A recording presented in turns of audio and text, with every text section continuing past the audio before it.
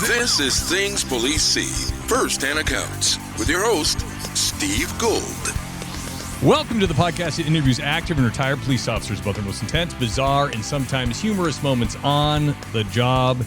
It is I, Old Gingerface, here with you as always. Thank you for being here, guys. Thank you for joining us. Thank you for all the binge listening. People have been going through the back catalog and hearing all these stories from the men and women of law enforcement so we can gain a better appreciation for what it is that they do. And thank you to the Sergeant Steve YouTube channel viewers that are coming over and finding the podcast and enjoying it. I appreciate that. I could use all the support I can get over there right now. Having a bit of a shadow ban happen with the last two episodes, which is incredibly depressing. And I hope it doesn't last long, or I hope it's not permanent. But if you haven't checked it out, go over to the Sergeant Steve YouTube channel, subscribe, and throw me a comment or something. If you could support, that would be awesome. And if you really love the podcast, you listen to a lot of the free episodes, all the free content, and you think, I want to give old Stevie Boy some support, you can do that through Patreon. Link is in the show notes. You can pick from patrolman all the way up to captain, depending on how much money you want to spend. But if you pick sergeant or above, you will get a shout out on the show. All right, let's get down to business. I can't say brass tacks anymore because more than one person has said that's old timey and they don't like it. No more brass tacks. We're going to get down to business here. Today's guest, very excited to have him. Actually met him in person the other day, which is really cool. I don't always get to do that. He worked 32 years for the New York State Police. He went from 1981 to 2013. He had the rank of trooper, sergeant, lieutenant, and then was a captain when he retired. He did the position of captain for 18 years. After that, it wasn't enough, so he went overseas and did some contract policing. Without further ado, let me bring on the great Scott Brown. Scott! Welcome. Hi. Hi, everybody. Good to see you, my man. Thank you for joining us on the show. My pleasure. My pleasure. It's great to have you. And it was great that you are kind of local to me. So Scott actually was able to come over to my police department and hang out, and I get to meet him in person and hear some of the stories firsthand. I mean, you are a man that did a big career that has a lot of stories. So we're going to key up some big ones today, and then maybe do a part 2 down the road if I can hook you in. You're local, so I could just go right to your house and be like, Scott, come on, we need 2. That works for me, absolutely. So you are a Mass guy originally.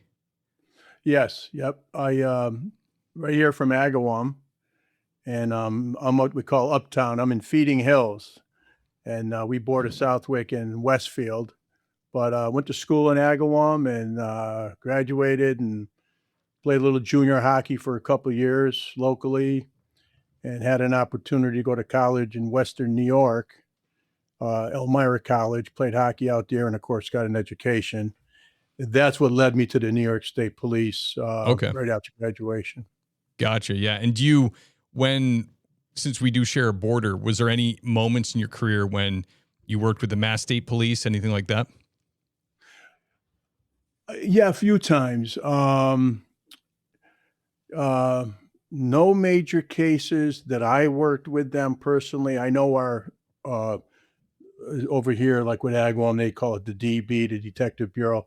So we have a very large, robust investigators group called the Bureau of Criminal Investigation.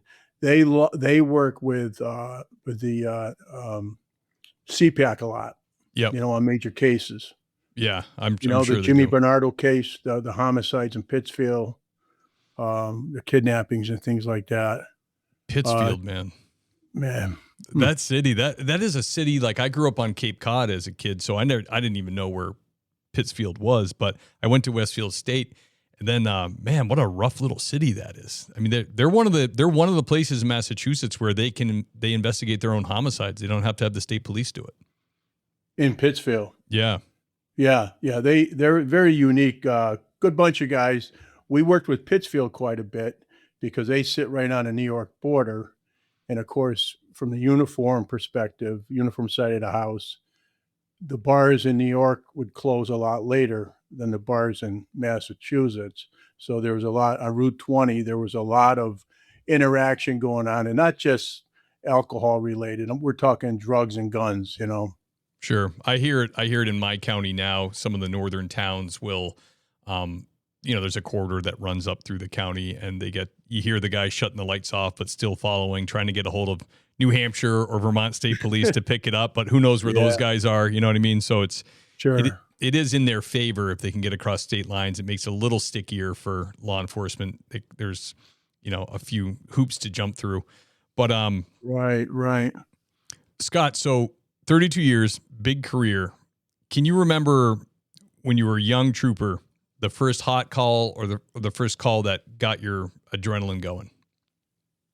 Yes, I sure do. And actually, it wasn't a gun call, but everything I ever stepped in seems to lead to some type of confrontation. So One of those guys. So what happened was, so I broke in Troop K right on a Massachusetts and Connecticut border in New York, east of the Hudson River. Other side of the river was Troop F, and two busy troops. A lot going on. The city of New York City is just to the south of us. Yep. And of course, Hartford, Connecticut, Springfield, Mass. So there's a lot going on. But anyways, and we're full service. We're not a highway patrol. Although, like Mass SP, we have a Mass Pike. We have the New York State Thruway system. So in the Taconic State Parkway. And so the reason I'm mentioning that is like Interstate 84 goes from Danbury, Connecticut, runs west into New York State. You go right by the two prisons. You can't miss them. Yep. And there's a AA baseball team stadium right there. And that's the area in the townships that I worked, several towns when I first started. And then there's the Newberg-Beacon Bridge. It's close to 1.5 miles long. And I can tell you it's 172 feet from the pavement to the water. So what happened on my hot call was I'm working basically a second shift. We worked at 3 to 11. And a buddy of mine, ironically from Dudley, Mass, up by Worcester, he was also a New York trooper. He had about 5 years on when I started. A great guy, Dave Spall. So we were working, a couple of posts right near 84. And 84 is actually covered by another station called Stormville. And unfortunately, they didn't have a lot of manpower. So this call came over for officer needs assistance, like an ASAP call. Yep. And he was up on 84, literally halfway across the bridge on the walkway. And the walkway is on the eastbound side. And he had some type of a confrontation going on. So Dave and I rolled on it with two troop cars. And when we got halfway across the bridge, we looked over to our left and we could see the officer tussling with a guy over on the walkway. So we can't cross over due to the infrastructure, the way the bridges are built. Oh, brutal. You can only watch it. Yeah, right? So we couldn't just bail out there. Yeah. So we blow across the bridge like the next, 3/4 of a mile or whatever. And we pull a U-ey, we come back, and we're right there, except it's over on the walkway, and we're on the highway. Yeah. So hey, Scott, just before you continue, I just want to let you know, try not to hit the desk because your mic is on it, so it picks up the bump every time you hit the desk. Okay. Thank you. Yeah, no problem. Appreciate it. All right. So I exit my troop car, and there's a Jersey barrier, I don't know, 5-6 feet from me. So I go running over and I jump up on the Jersey barrier, expecting to come down and land on asphalt. And as I look down, and I'm literally up on top of the Jersey barrier with 1 foot, I see nothing but shimmering water. Oh, man. And I'm telling you talked about a pucker factor. I literally, don't ask me how I did this. I just found the smarts, the know-how to start pushing back. And Dave grabbed me from behind and helped me come back. And I didn't go over, because had I gone over, that would have been lights out. Yeah. At 172 feet, hitting water. It's like concrete. Yeah. So anyways, from there, it just so happens that the bridge has employees that work up there. Some of them escort people's cars over because they don't want to drive over the bridge because it's so high, and maybe they got vertigo or something, or afraid of heights. So this bridge authority individual was there, and he saw what was going on with the fight with the local officer, and from I think it was from Newberg. It was either Newberg or Beacon, and which bordered both sides of the river. And so he's yelling to us, "Hey, come over here. You can cross over here." So we do, and we make our way over, to the where there's like a catwalk almost. We get to the walkway. We go. We assist this patrolman, and this guy. Everybody I deal with 6 foot something, right? So. So I'm 6 foot, or I was 6 foot. Now I'm almost 69. You're so shrinking. I'm like 5'11". Yeah. And so we end up, he's got one cuff on the guy. We end up helping him get the other cuff on the guy, get him down on the pavement, on the walkway, and, control him and get he's in custody. And so the guy ended up, when they arrested him, they found out he was on PCP. So of course he got kind of now leads to understand why he was kind of throwing us around, Yeah. And anyways, what happened was he ended up, I'm not sure if this local officer was in a pursuit or if it was an accident that just happened, but the guy he was an off-duty correction officer until this happened. He was just off duty for good, and, we ended up going our way, and we helped the officer get him back in his cruiser and everything. And he had assistance from his agency, and we just went back on patrol. And, that was the beginning of, some more interesting things that happened to me in my career. Yeah. I can't imagine how jacked your heart was after you almost jump off a cliff and then not go have to deal with them. I'll tell you, when it happened, it was, compartmentalized. It was like, okay, I'm good. So let's go. And I was 23, 24 years old. Yeah. You can't die when you're 23. I'll never forget it. And the funny thing is, my wife and I travel that bridge at least once a month, if not 3 or 4 times, to go visit our grandkids and our kids down south. And we always take, usually 84. And of course, when we get to the bridge, I say, "You know what?" And my wife says, "I know, this is where you almost went off. This is Scott Brown's bridge." And then take it a step farther. 2 years after this happened, 1983, I get on the dive team, the scuba team. So we're in the Hudson quite a bit for jumpers, drownings, Sure. and evidence recoveries for things. And so I'd be with the guys, out in the boat, and I'd say, "There it is. There it is." And they'd say, "Yeah, Brown, we've heard that story 100 times." And I'd say, "Okay, well, I only got 3 years on, so I better zip it, Burnt into the memory. It is funny with coppers that come on here, they'll tell me they'll go back. If they're not from where they patrolled, they'll go back and they drive through neighborhoods and they go, "Oh yeah, guy hung himself over there. Bashed another guy's head off a curb over here. Fatal accident there." Like they can't even go back down. The memory lane for them is terrible because it's just their whole jurisdiction is filled with like all these horrible things they dealt with. Yeah, it's so true. So true. Yep. Absolutely. Yeah. So just know that guys out there who are listening, or guys and gals that are looking to be cops, the jurisdiction you work for, if you're going to be there a long time, like in a town, you may just ruin or sully the memory of that town for yourself. Just be prepared. Excuse me. No problem. Yeah. Yeah. Dave. I'm sorry, Dave. Scott. Yeah. Scott. Can you tell us about your strangest or most bizarre thing you dealt with? Sure. I've had a lot of things happen in that category, and I singled out. I am singling out one that was it was bizarre, but to say the least, and it was a double homicide. And basically, I'll try to keep this condensed here. In 1996, in October, two 16-year-old cheerleaders, girls from outside of Cortland, New York, which is the other side of Binghamton. If you know where the Baseball Hall of Fame is, or Cooperstown? Oneonta, it was west of there. these two girls end up getting kidnapped. One stayed over the other's house. The neighbor was a predator. Oh. He ends up the next morning. It would have been October 5th on a Friday.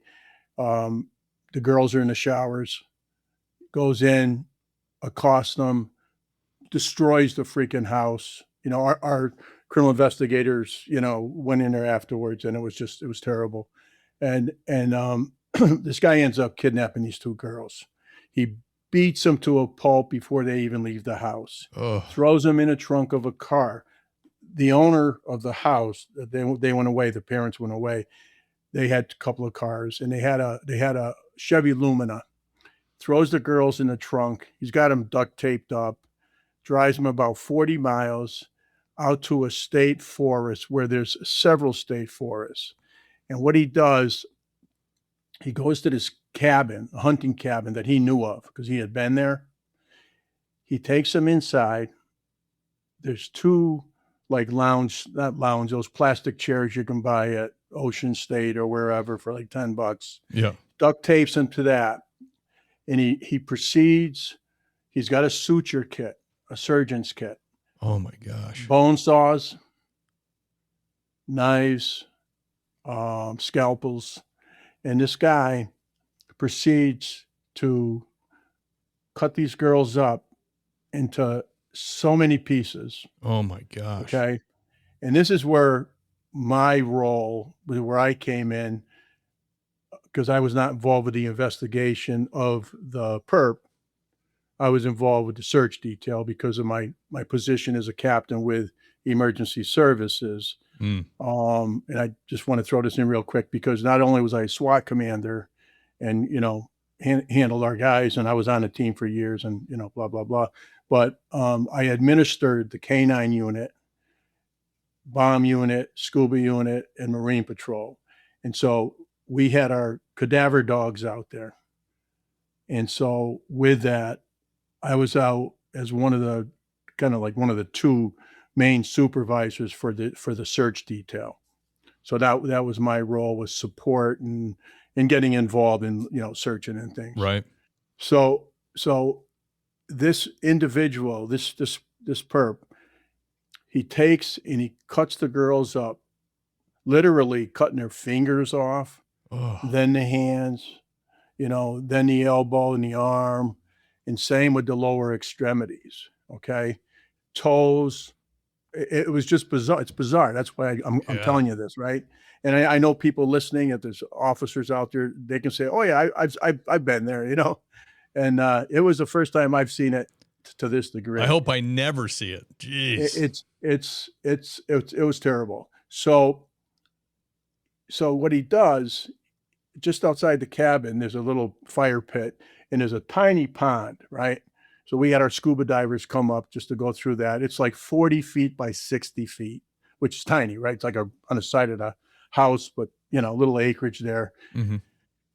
And he tries to burn the girls, and he realizes he can't burn the bones, and he's got too much. He's got two bodies.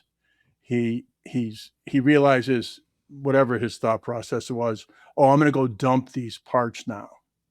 So he takes the hamper from in the cabin, a hamper, fills it with remains, throws the rest of the remains in the front seat all along where he is.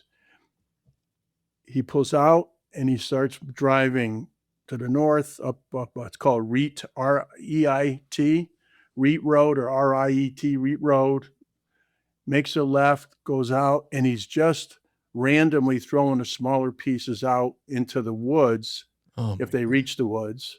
Wow. And Steve, there was like these streams, just regular little streams, and, the search detail, they were going through pulling pieces out of the streams and stuff. And it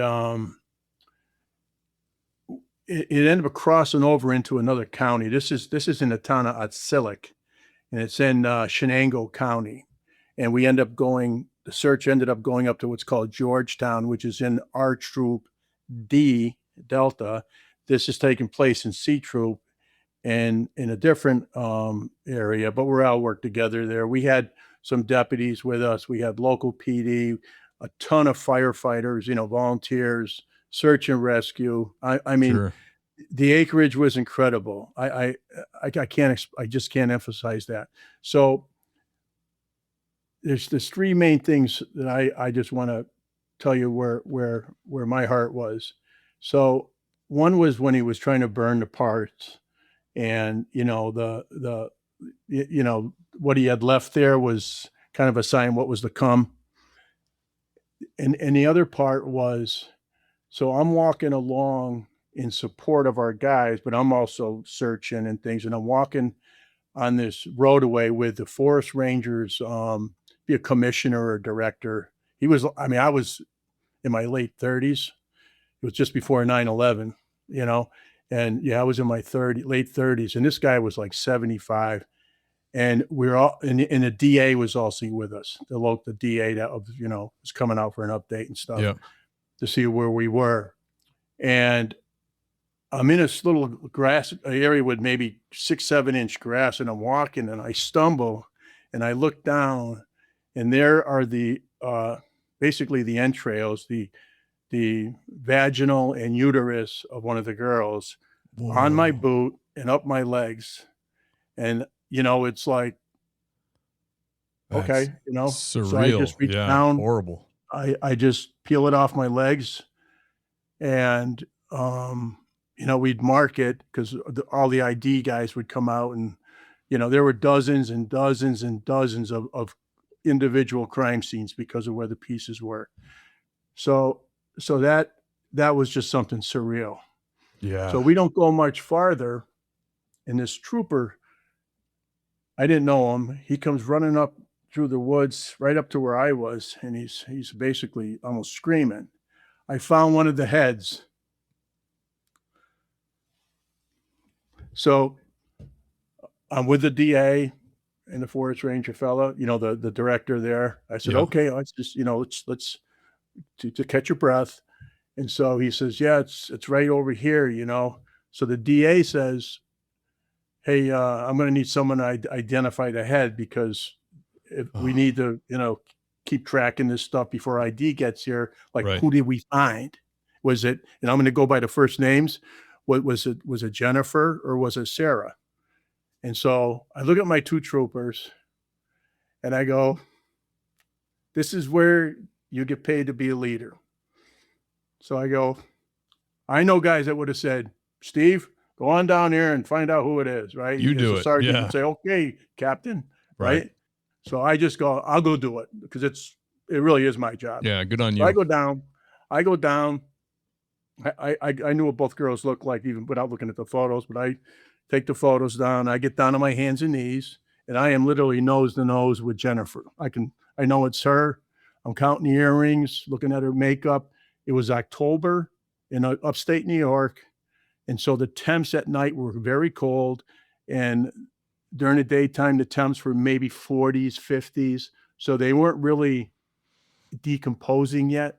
Okay. To where the facial features would, not be there. Right. I'm a Christian. I don't go to church every Sunday, but I will tell you, I prayed. I prayed to her. I prayed for the girl we didn't find, because we never found the other one's head. And I told her we were going to get this guy, that, the investigators are working on it. I mean, just, what do you say? Right. Yeah, it's evidence. I know that. Right. I know her pain was over, but with that, it's embedded in my head, and I won't say in a bad way. It's weird. It's just surreal. Right. Yeah. So I come back up and I go, it's Jennifer such and such. And this shows on it. Her last name, is Bolduc, and of course, first question the DA says is, you sure now, right? Right. I go, come on down with me. I'll show you. Right. No, I'm good. I'm good. No, now you take my word for it. I'll take your word for it, Yeah. And so, I'll never forget that. And I don't have nightmares or anything like that, but it's just one of those things, and that's incredibly evil, that guy. So listen to this, right? So, and then I'll wrap this part up, right, on this case, because I think you understand how bizarre it is.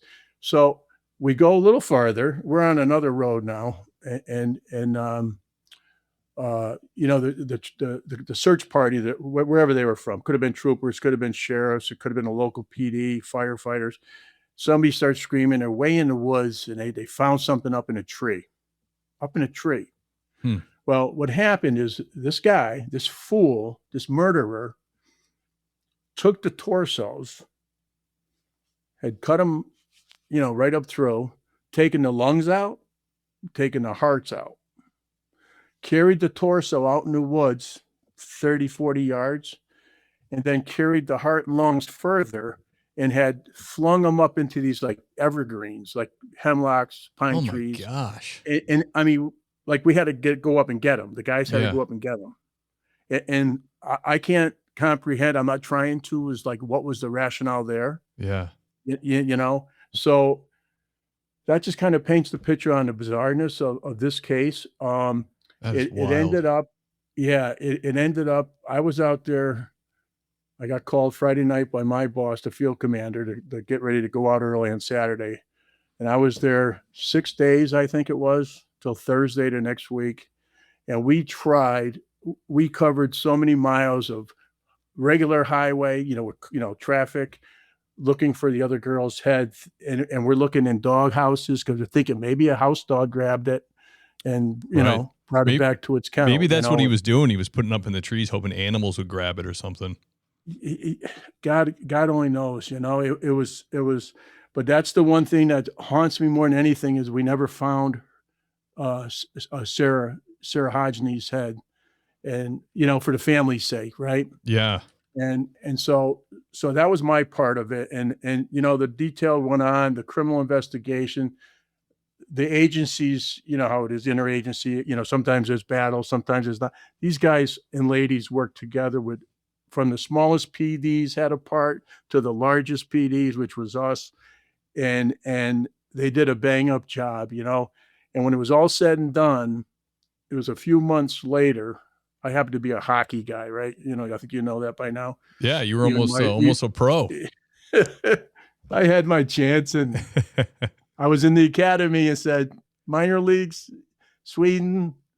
I should have tried it, right? I mean, I would have done well, but I ended up with a great career. Yeah. So what we did is we put together a charity game, and it was actually like the state police Troop D, which was part of the search detail, against Troop C, where I was.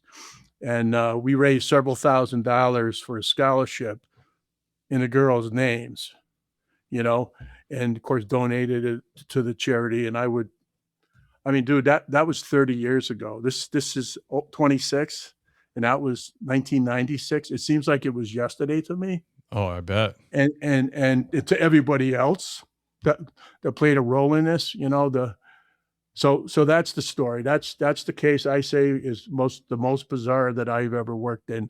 And that is, it doesn't go away, right? That's up there, brother. I've interviewed I'm sorry. No problem. I've interviewed over 200 people, and that story is up there, my friend. I will tell you. Incredibly sad and insane and sadistic too. Just I mean, that is every mother or father's worst nightmare coming true. I mean, oh my gosh, so heartbreaking. For sure. What do you say to the parents when you meet them? I'm at the hockey game and saying, "Hi, I'm Scott Brown. I was on the search detail. I'm sorry. Right. Yeah. Hey, hang in there. Right. Like, I was lost for words. Yeah, it's rough, man. I do that sometimes. I catch myself, but I'll be going to a call where there's a problem, and I'll run into somebody and say, "Hey, how you doing?" And it's like the dumbest thing to say because they're not doing well. Right. And they always go like, "Not good." And I'm like, "I'm really sorry about that." But it's just like kind of, what do you say to someone? Oh man, thank you for sharing that, Scott. That was that was absolutely crazy. Can you tell us about like one of your most intense or terrifying calls that you had? These ain't Hollywood stories. My main victim, he had stabbed him 50-something times, cut his ears off. Real cops, real shootouts, real monsters. If you deal with evil all the time, evil's going to leak into you. Our gun muzzles were almost touching, and we both fired at exactly the same time. No Hollywood bullshit. Just the stories they can't forget and the price they paid. If I don't get you today, I'm going to get you tomorrow. If they're using their hands, you use your stick. If they're using a stick, you use your gun. We were taught to crush. Come up, pow, pow, hit 'em. The shootouts that almost ended them, the monsters they hunted, and the scars they still carry. Cops, Rangers, DEA agents. I was not afraid to die. I was praying to die. I was afraid to live like that. Telling it raw with no filter. These are the reasons we serve. Subscribe to hear their stories. Sure. And this is another double homicide. And this happened outside the city of Schenectady in 2002, where a fellow named Jack Retta, R-E-T-T-A, Jack lived in a small town called Glenville, right by Scotia and Schenectady. And he actually, was into smoking dope and stuff, but he was a wild character. I mean, I didn't know him before this happened, and we took his life later, so never got to meet him. Right. And that's okay. But what he did is there's a lake just south of Saratoga and north of Schenectady called Sacandaga Lake, and there's a small hamlet there called Edinburgh. And what this fella Jack Retta did is he was small time buying some weed from like this older couple, and the older couple that he murdered, I mean, they weren't like badass people. Like they were just hippies or people something? that smoked dope. But he murdered them with his Bowie knife. Oh, And the woman, so the gentleman was like 54, she was like 44. She almost got away, and she died on the landing, the porch going downstairs. And one of the ways that our folks identified that it was this Jack Retta, one, his vehicle was seen at the residence. Two, he left a nice bloody palm print on the stair banister going out when he left. And there was some other, physical evidence and circumstantial. So it led us right to his house. So enter, the tactical team. And it's kind of funny because my buddy had replaced me in it when I bowed out in 99. He wasn't around to respond to this as like the boss. And it was in my zone. So I just took it over, and I answered up to the colonels and stuff. Easy plug-in. But yeah, man, it was, that's exactly what it was. So this guy, Jack Retta's got this house, real nice house. He's got it fenced in with this rigid wire. He's got 9 German Shepherds. And great. our folks from the criminal investigations, they got a search warrant for his house.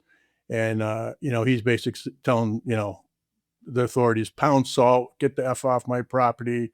I'll kill everybody and all this other stuff. And he had one guy that he trusted was a friend of his who was also talking to us, for like a day or so.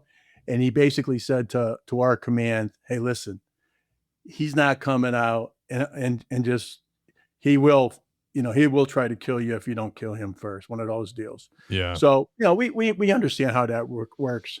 So the MRT, which was the Mobile Response Team, the team that I was on back in the 80s, then made captain and went back for 5 years. And then after this little hiatus I had, even though I was running it, I went back for another 3 years, 04, 05, 06. So I had a pretty good handle on what needed to be done. And we had a perimeter set up, and it was in a quasi rural area. So there was no houses behind them.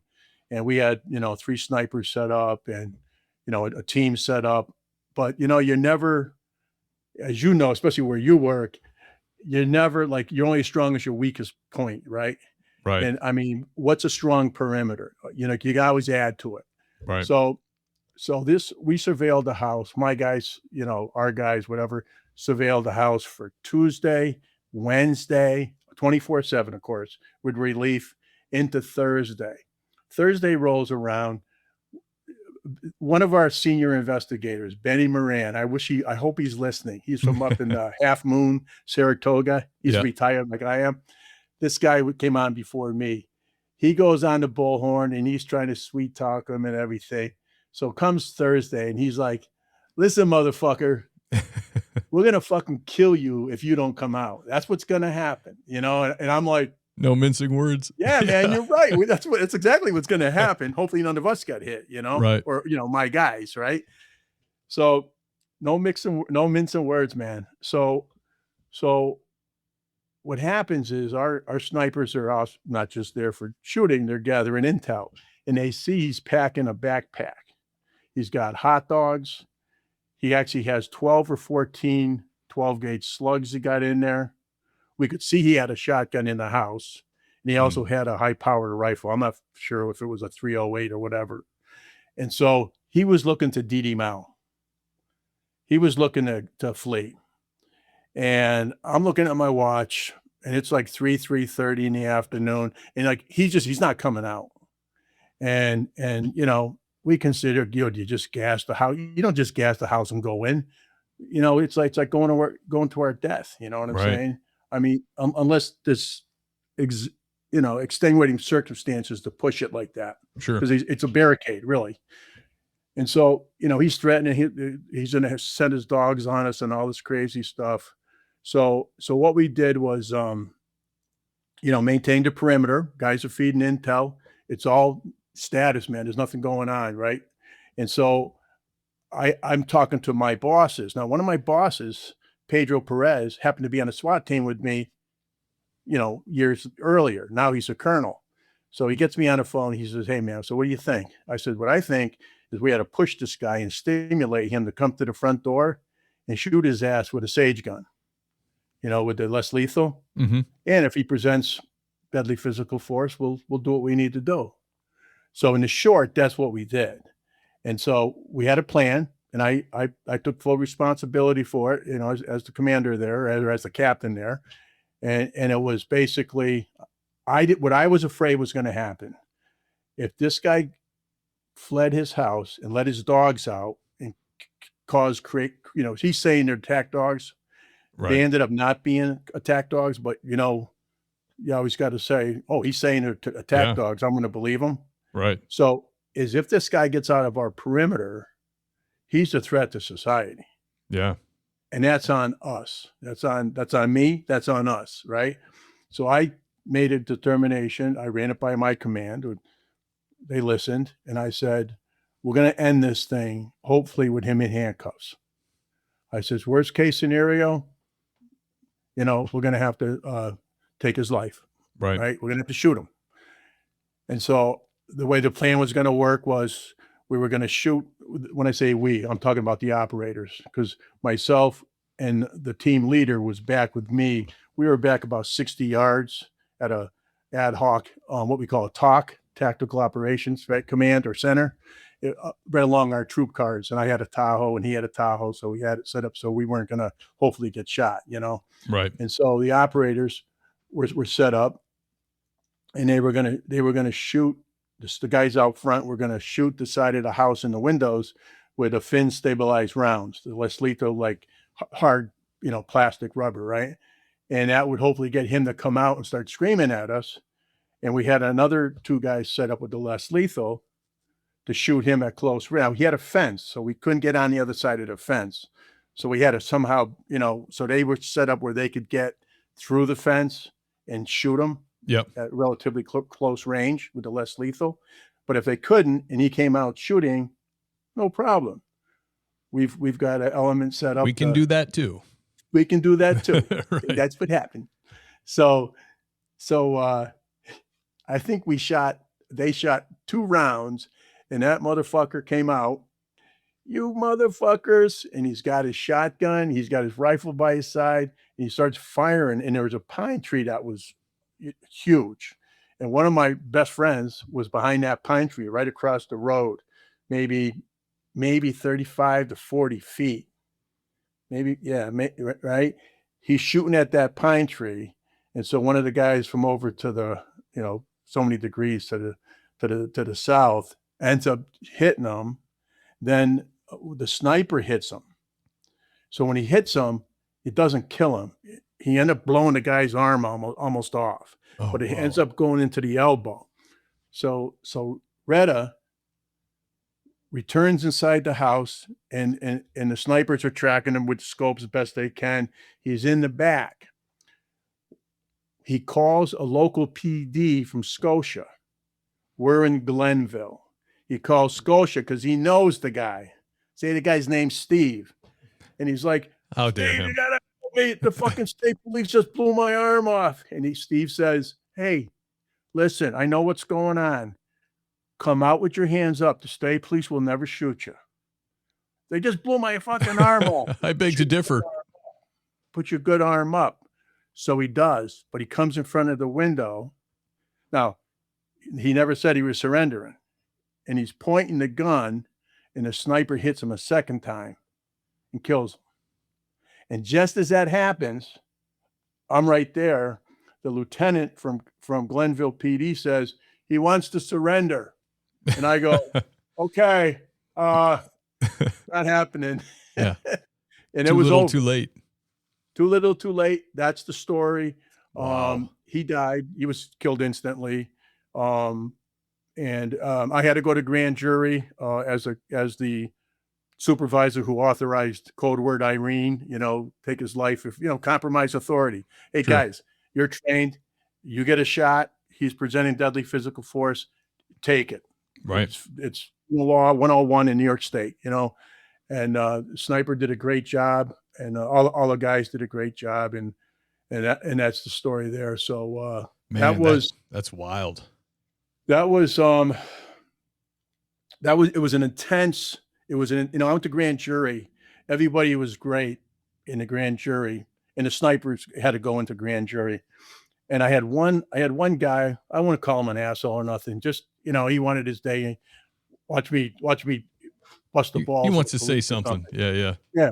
Why didn't you just gas the house and go in and get him? I said, that's a good question, because I probably would have lost 2 or 3 guys.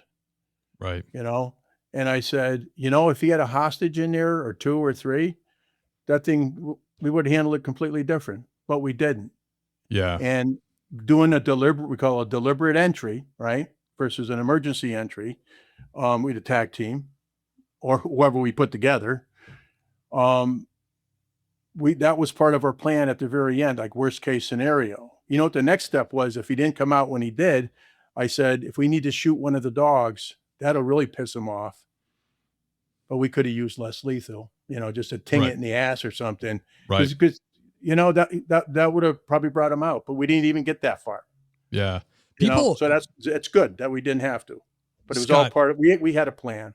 Right. It sounded like it went perfect. I mean, not perfect, but it concluded, you had all the bases covered. It is so wild to me, people's opinions. And you hear that a lot. Like, why don't you shoot the gun out of his hand? Or why don't you do this? Why did he have to do that? It's like police officers and people in this line of work, like, if you're going to trade one for one, you're going to risk trading life for life. Like, it's the person stuck in a car underwater, or it's a kid that the cop goes in and tries to save. It's not like the scumbag who's murdered 2 people that you're going to go ahead and possibly trade a cop's life for. Like, that's not how it works. Like, but people think, because they're not there and they've never had that adrenaline dump, they've never had to deal with that kind of violence or threat in their life. They think, well, geez, it'd be just so easy to go into a completely smoked out house with a confirmed murderer and try to apprehend him with a bunch of guys. Like, if you just stop for a second and think about it, it's like, it just makes no sense. We don't trade good men for bad. We don't do that. No. And we will wait as long as we need to, reasonably. Right. If it's just a barricade, you know that, if you got to wait 3 or 4 days and that person's, but at some point, did he kill himself? No, we see him walking around. Well, he's still barricaded then, Right. And, are you going to shoot him just to shoot him? No. But if he gives you a reason, like he's firing at you, got to do what you got to do. But a lot of Monday morning quarterback goes on, and that's you've dealt with it your entire career, and you've seen it, and everybody listening to this, that's an officer, they've seen it. Yeah. And sometimes things go sideways, which I'm not even talking about those incidents where we lost 2 operators and 4 more got shot and wounded over a 3-year period, because things went sideways, and never expected them to. But Yeah. Yeah. So, Well, in the end of the day, it is. I mean, especially when you're on SWAT and it's incredibly risky job. It really is. And at Cape Cod, they lost, Sean Gannon worked for Yarmouth Police Department, and they lost him a few years back. And, young guy, had a wife at home, doing a warrant, just popped his head up in an attic space where the kid was hiding. Right. And boom, shot him. And like, no one in that town thought that would happen, but it's like, right. guys, the SWAT teams aren't like, we have normal police for stuff too. The SWAT teams are only doing like the really risky stuff. So it's like, Right. don't be shocked when we lose one of these guys, and it's horribly tragic.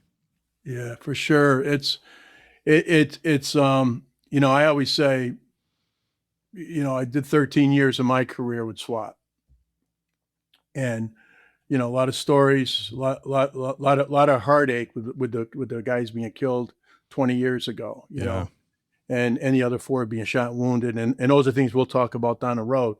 And I just published 2 articles through the Tactical magazine. I think I tell you, through NTOA, Yes, and one's coming out soon. It's more on like mental health and officer well-being because of these incidents. Right. I mean, they're not normal. And my point of saying this is, for the regular street officer walking up to cars, I mean, I've done it, going to domestics. You guys do it all the time. That's the most dangerous. It's not SWAT. SWAT, we know we're going into a shit sandwich. Right. Guys going to property. One of my best friends got killed doing a property dispute as a trooper, Bob Dunning, 2 days before my son was born, back in '87. Like, he knew the guy. And it's probably half the reason he got killed, because he wasn't on guard, because the guy went off the deep end. But the police officers, the ones out of the academy, to the old timers like us or me or whatever old timer is anymore, like, regular calls. Look at half the freaking videos that are out there of people pulling over in the car, once they're lit up, and all of a sudden they're jumping out with a freaking AK or something on a guy. Like, what? Wait, time out. I'm not ready. Yeah, I know. It is. It's tough too, because you could. I mean, you ride around 7 hours of a shift, kind of. Just doing whatever, doing a few stops here and there. You're tired. Maybe you haven't stood up for an hour or two. You're driving around, and then all of a sudden it hits the fan, and that's why there's so many injuries in police work, because all of a sudden you have to activate all these muscles and move around, and you're just you get that false sense of security. But it can really happen anywhere, and we see it happening. I mean, there's a small town, I'm sure you heard about, there's a small town near us where there was just I think the town has 1,500 people, and there was a shooting up there with the chief, the sergeant, and a suspect. It was no one expected that. Hinsdale, that's the one. good buddy of mine, play hockey with him, Sean Boyne, the chief. Oh, really? Yeah. Yeah. He's a good the guy. One that got shot. Yeah, in the arm. Yep. He came by the station also and chatted with me and my chief for a while. Nice guy. Yeah. Good. Great guy. Big kid. He was a lieutenant from Connecticut, right? State police? Yes. Connecticut State Police as lieutenant. He retired and went to New Milford, Connecticut as the chief for several years. Right. And just like 2 years ago or so, got the job in Hinsdale. Yeah, I'll go up to this sleepy town in Western Mass. Everything, will pan out. And it's like, damn, the guy got, thankfully got shot in his vest. But, Right. Oh, yeah. It's you never know. No, for sure. Scott, do you have a positive or heartwarming situation you can tell us? Actually, I do. I do. And I can promise everybody this is a good story. Let me think. 2010, another summer month, I think it was July. we get a call from a woman that says she lived out in the small town of Copake, right off the Mass border here in Columbia County that I actually lived in with my family before I retired, just at the end of the Mass Pike and, just south of there. And she says, my son's 22 years old. He was at a party last night down, lower Dutchess County by 84. And it's not like him, but he never came home. So we get involved in looking for, hey, maybe he's got a girlfriend, the whole bit. Maybe he's got a boyfriend. Maybe he's got whatever. So the short of it is, it all just leads to dead ends, and he's not turning up after like, a day or 2 days. And so we get our investigators from Major Crimes involved to start looking at pinging the phone and doing different things. And he had a nice little BMW. He was a New York City family, not to make the correlation about money and the BMW, but they had a place in New York City, and they had a second home up by me, and right where my zone was in Troop K, and he basically had left a party and probably intoxicated, it doesn't really matter, and went up to the Taconic State Parkway to get off to go to his mom's house out in Copake on the Mass border. And he never made it off the parkway until he ran off the road, and the car flipped over and was down on an embankment in the woods, jungle looking type area just before where the swamp was that he ended up in. And so his name is Thomas Wopat-Morrow. And Tom, we ended up becoming, like acquaintances because we saved his life and stuff. But he was involved in this. He ran off the road. We couldn't find it right away. We couldn't find out, where he went off the road, but then we did. But he went off the road and he went down this embankment and it rolled his car, and it was up on its hood, and, with the undercarriage sticking up. And it was just camouflage concealment that our aviation, we had a spotter up, we weren't like that low to see it. And right. they missed it. They never saw it. And so in the first few days of the search, what am I leaving out? So the phone was pinged after like 3 days to get the information back or something. So now it's like Wednesday night, we get information that it's within this 1 mile circle of this certain tower. And right. So I go, man, that's right off the parkway. Like we're looking in the right spots, and it was a big uniform search. It wasn't like, we called in a gazillion different agencies, but, we'll never turn down help. And so he ended up, he broke his back. He was paralyzed. Oh. And so the first 2 days he's right off the Taconic Parkway, but you couldn't see the car because of the incline. It was very steep and very, like, I call it elephant grass or tiger grass, was grown up. And he was banging on the side of his car, with a stick. And, the cars on that are just like any other highway. They can't hear anything. Oh, how maddening. You can hear them going by. It's like a right nightmare. There. Yeah. 50 feet, 80 feet away, Wow. And so he ends up in desperation, pushing himself, with his arms, and he ends up, his pants get ripped off. He's bare ass naked from the, waist down, least of his worries. And there was a house, an occupied house that was a few hundred yards away. So he was trying to aim to get to that house, and he made it about halfway, and he ended up in the middle of the swamp. Oh, so that's where he stayed for the next 2.5 days. Wow. So the day we find him, we knew we were in the right area, and one of the troopers ended up finding one of the pieces of the car or something, and where he went off the road, knocked the grass down, and then the grass comes back up. Oh, wow. So yeah. it was one, so I guess we put a little more effort than we did the first time around, but we found out where the car went off the road, and they found the car. I was right there, myself, my senior investigator, Gary Mazzacano, and a couple troopers. And then Gary says, "Wait, everybody be quiet and listen." And you heard this faint, "Help, help." Wow. It was so faint. It was like eerie.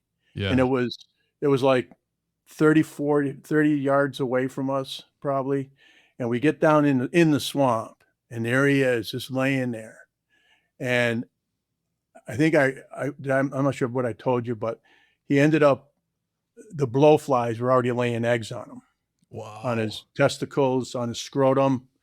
And I ended up playing doctor. One of my guys is he's an EMT. I'm a former EMT, but the point is, enough what to do and what not to do, especially he's paralyzed. So I ended up picking all the insects. It's incredible what starts laying on these bodies, even when they're alive. Oh my God. Kind of insects that come from wherever. Yeah. But ended up, I cleaned him up. I cleaned him up from his, whole private area and washed him down. And, we took cold water. I put cold water down by his feet and said, "Can you feel this?" And he couldn't see what I was doing. He says, "No, I don't feel anything." Then we put it on his belly and he goes, "Oh, that's cold." So we were just confirming that he was paralyzed, like we're doctors or anything. And, we were taking his respirations, his BP, one of the guys had that. And of course we had called for medical assistance. So a doctor showed up, and we were able to, I sent you some photos, right? Yeah. We were able to get him out of the swamp to the ambulance, and, took good care of him, we didn't injure him further. And then he was medevac to Albany Med, to the trauma center.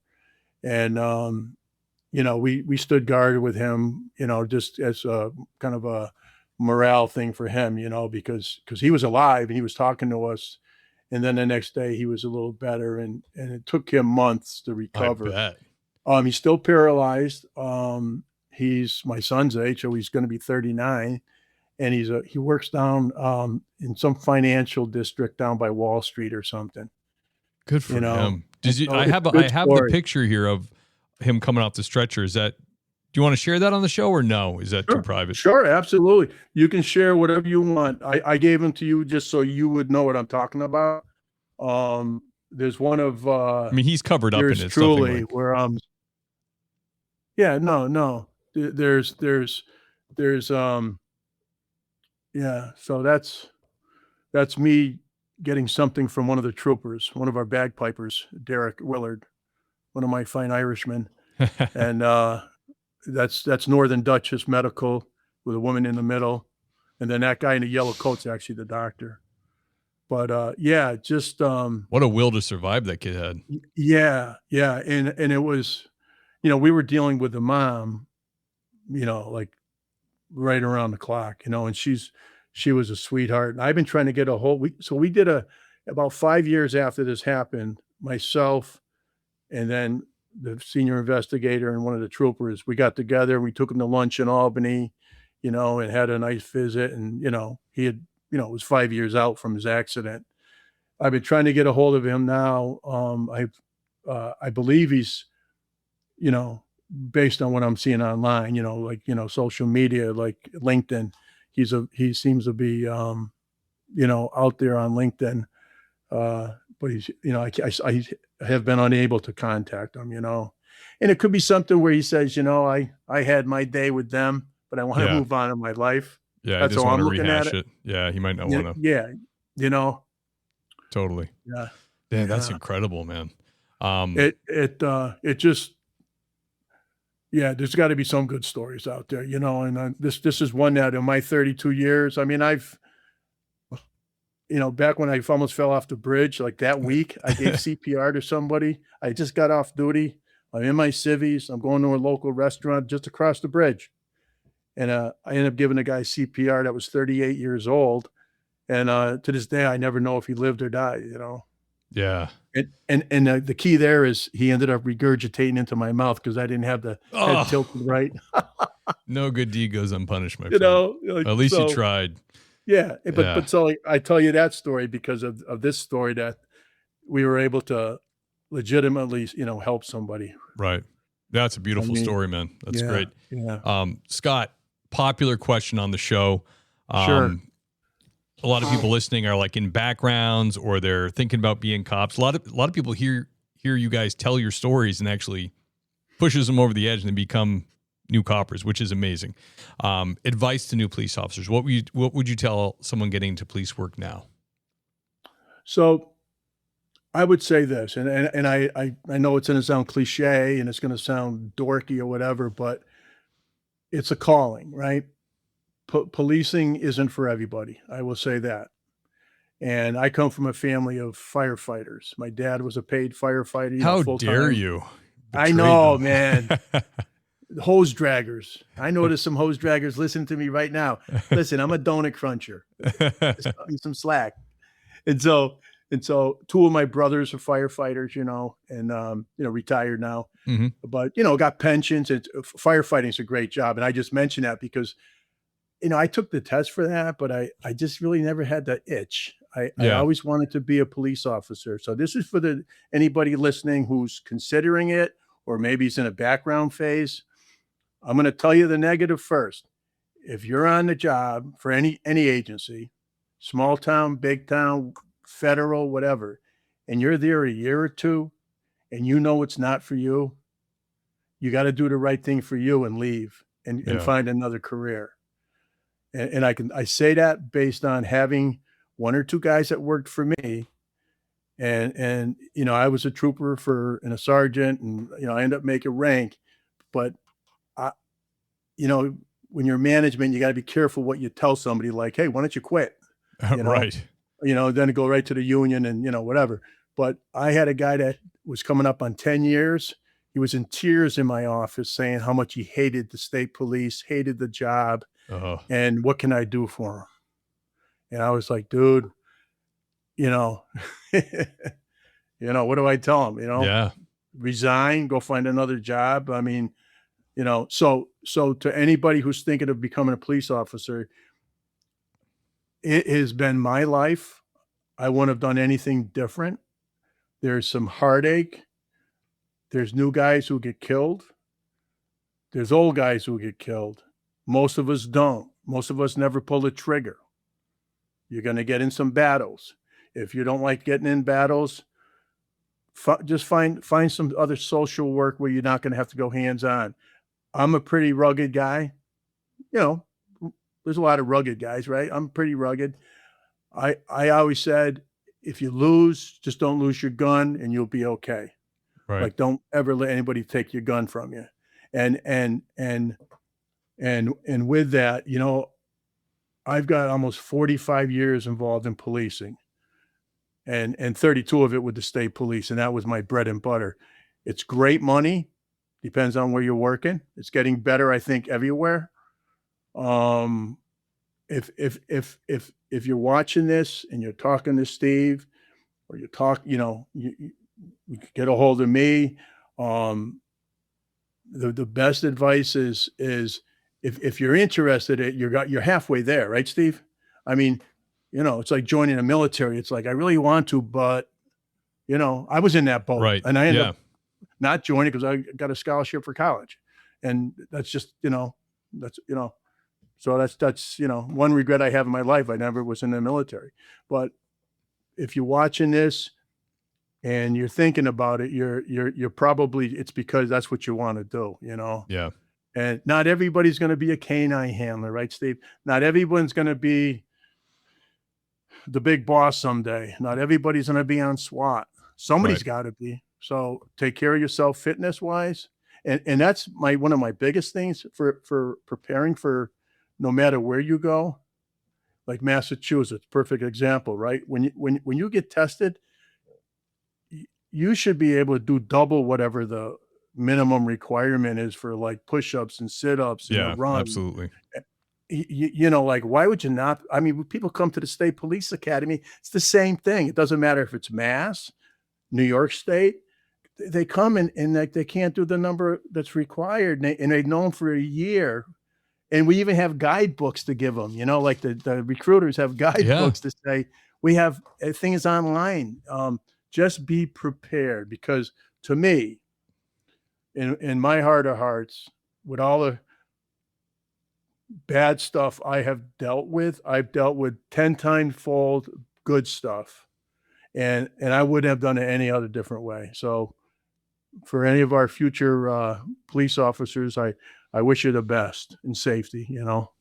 Words of wisdom. Thank you for sharing that, brother. And you're absolutely right about being the shape thing. Like, it's like, before I went to academy, they gave us what they expected. And then I was never a runner. I hated long distance running. It was the worst, but I was going to be damned if I was going to be falling out a run. So I just hit the bike path and started running. I got better at running.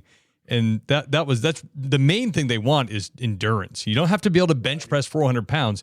Just be able to run and don't have the squad circling you chanting sick, lame, and lazy. That's the big thing you want to avoid. Yeah. And how many guys do you know that when they get done with the police academy, again, doesn't matter, no matter They what explode. agency, they say, I'll never run in again. And you see him 5 years later. Hey, I guess you weren't lying about that. How much you weigh now? You know? Yeah. Right? Am I right? Yeah. We had a Vermont trooper come down and work with us when I was on the Cape, and he said that because Vermont State Police and local police and New Hampshire too, they have real fitness standards, and if you don't meet them, they can take vacation time away. Like it's serious, and they call all the mass guys like the one and done, the blue bellies. Like you get on the job, you're all fit, and then it's like you just watch them expand. Yeah. It's some truth to that, man, and that's a personal thing, you know, and it goes with anything else. You got to take care of yourself. It's only going to help you though. I mean, mentally too. When you're active and you exercise, you always have better clarity. You always sleep better. You know, it's just the job is stressful. So it can only help you. Yeah, fitness is one of those. Some people say it's overrated. Man, it's underrated. Like, you know, I find myself hot and cold with different things. You know. Yeah. And one thing, you know, it seems to be more prevalent, more common today is police officers asking for help, like mental health. Right. I know because I have, okay? Mm-hmm. It took being retired and just feeling freaking numb, like, you know, stuck on stupid. And I'm going, you know, you fill out the questionnaires when you have your physicals. Nope, not me. Nope. Right. And you go to yourself, you're a freaking liar, you know? And I finally said, I mean, I'd never thought of suicide before. I've had one of my divers commit suicide. I've had one of my sergeants commit suicide. And I go, like, guys should never think of. So the good news is, like, I honestly, like, I'm afraid he's scared of dying. You know what I mean? Like, I've never considered it's suicide. to be avoided. And what's that? It's to be avoided. Yeah. In my book. Yeah. And that's not, like, my issues are different. It's a lot of trauma that's built up. Sure. And people can go, you know, all this bullshit till it hits, you know, like this whole hypervigilance thing, you know, like, you know, we're jacked to, I'm just going to, you know, I don't know how much time you have, but like, we're conditioned, right? No matter where you work, you better be looking in that car and looking to see who's in the back. Hey, how you doing today, folks? Yeah, what's going on? Hey, can I see your hands? Right. Or you go into a domestic and it's like, hey, Steve, what room you want me in? Say, Scott, why don't you take that one over there? I'll talk to this guy, because we're like, we got to know what's going on. And then, you know, that's like the easy calls. And then you go home. Hey, honey, what's for dinner? And your kid's talking to you. Not yours, but say mine or whatever. And I'm like out in La La Land thinking about something at work. And I go, huh? What are you talking about? Right. They go, Dad, you're not listening. But I go back to work the next day. I'm back at normal. Right. And it's like, that ain't good. Yeah. And, you know, I took care of my kids, you know, like my wife and I, you know, with doing things the right way. But it's a balance, right? It's a balance with work, and work's calling because, you know, SWAT, perfect example. When you're on SWAT, man, you're rolling 24/7. Yeah. And there's no getting around that. Yeah. That's, I when I was younger in the career, the regional SWAT team on the Cape was looking for people to try out. And my deputy chief was like, yeah, because I was a firearms instructor, younger guy. He's like, would you be interested in trying out? We could get you the equipment and all that. And luckily I knew guys on SWAT, and I just had a baby, and I was like, I'm thinking me at 3 a.m. being like, I gotta go. Or, I'm like, I don't want to be the guy that doesn't show up enough. So I'm going to say no, because I was already on overnights for 5 years straight. It was already driving my wife absolutely mad. If I threw that on top of it, I already knew the call out thing would not, I wouldn't be able to handle it. It'd be too much. Yeah. It's a lot, man. It is. And there's guys that get on SWAT for 2 or 3 years, 4 years, and they go, I'm done, And then there's guys that do, like, it's their life, and maybe they're balancing it accordingly, or, the best you can. And maybe they're not, because the chemistry is, are you married? Well, what a dirty question that is. We can't go there, right? But is your wife okay with this? Right. Because if that's half the battle, if she's not, a person's wife or husband, if it's a female SWAT operator, right? To be fair, right? Then you've got to consider them, because that's looking for a recipe for disaster. Absolutely. If your spouse says, I don't want you doing this, well, I'm going to do it. You knew I was a cop when we got married, and, Right. whatever. And so, we could go on it, but that's a whole nother subject. My wife did that too. When I was on overnights for 5 years, and she was like really at her wit's end. Our kid had medical issues when she was young, and we were going back and forth to the hospital, and she wanted me to get off midnights, going days or something. And I was like, you know what you got into. I'm a police officer. And it was like the dumbest thing to say to a woman who's doing so much with a sick kid. It was like, what am I, as the words come out of your mouth, you're like, what am I saying right now? This is ridiculous. Yeah. You're right. And it's chemistry. It's a balance. And for anybody who out there is considering it, these are things that are real things. Right. Absolutely. I mean, I highly recommend it. I highly recommend it's for anybody who's just getting out of the military. They've extended the age, into the 40s now to get on, like with the state police in New York. That was unheard of. Right. It used to be 29, and it's a young man's game. It's a young woman's game, to be fair, right? So it's a young person's game, policing. Doesn't mean Steve can work forever, but someone like myself, I'm a little older, and, it's time for me to do something different. I wonder what that could be. Can we mention that? Is it? Yeah. All right. Yeah. Cause we got connected, and we've been talking quite a bit, but Scott has in the works a podcast that's going to be coming out. You have a name for it? I do. It's going to be Coffee with Cappy. Coffee as in the drink, but you can drink your beverage of choice. Right. If you drink anything at all when you listen to the show. Could be whiskey with Cappy. And Cappy's. Cappy was my nickname going back to when I was reunited with the fellows that I came on a SWAT team with as troopers in the 80s. Then in the 90s, I went back as the captain. A lot of those guys were still around, and they were like, oh, no, he's back, but now I was the captain, so it was Cappy. All right. And, so that's great. You're going to be having other law enforcement guys on, telling stories, talking about maybe mixing in some, doing some commenting on local, maybe like an expert opinion on what's going on in law enforcement in the news, nationally, local, stuff like that as well. Yeah. I love it, man. What do we have for a launch date? What are you thinking? So what are we in? This is May 2nd or something like that? May 2nd. Well, I'm pretty good. I would love to be live in a month. Nice. I know I got a trip south, and that shouldn't interfere with things too much, but I'm looking at, I would hope, beginning of June. All right. Well, when you let me know when it is, I will. I'll mention on the show, and then I will put a link in the show notes. And then, of course, it was an honor to have you, sir. And I would actually, I'd love to have you back if you're game. Maybe after the podcast is launched, come back and we can get some more stories, talk about that a little bit.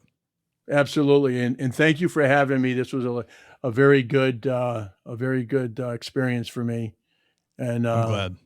I'm a little selfishness in there for me because it's part of my processing. To help me with things I've been through. Yeah. Yeah. I mean, it is cathartic coming on and talking about stuff. And I really appreciate it, man. And I'm so happy that you were able to come by and we could meet in person, and I'm sure we'll get a beer or coffee down the road as well. Absolutely. I'll get a hold of you offline. We could do lunch up your way when you're working, and it's all good.